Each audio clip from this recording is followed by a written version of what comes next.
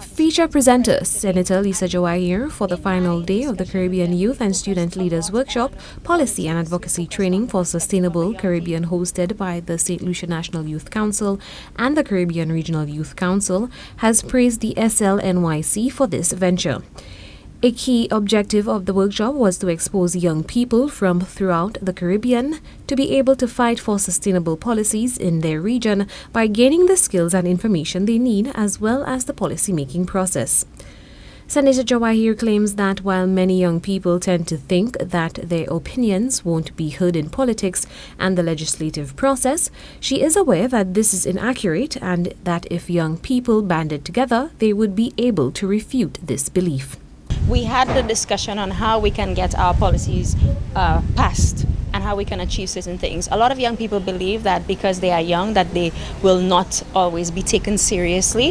That in itself can be attributed to several factors. Maybe we are not as organized as we should be. Maybe we are not as prepared. So today I was able to provide some tips to them on ensuring how they can do their research, how they can get more persons together to ensure that their voices are heard.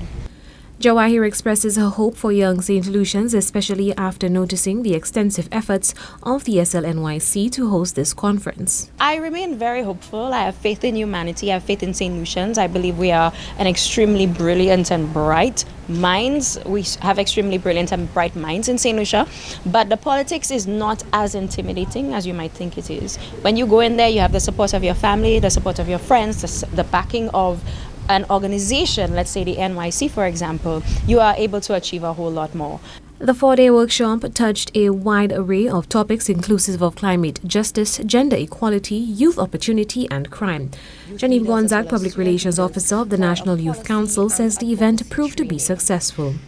I think we could safely say that it was a success. Not only did they have fun in St. Lucia, they were able to acquire a vast amount of knowledge from our facilitators, as well as networking with the other delegates on advocacy, on policy, and all other issues that maybe sometimes we think that are singular issues, but then I think we've now come to the realization that if one person has this issue, there is a high possibility that many other young people across the Caribbean have a similar issue.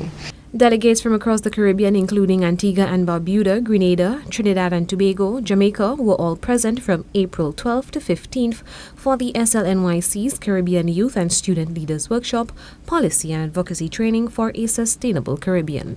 For Choice News Now, I am Chelsea Austinay.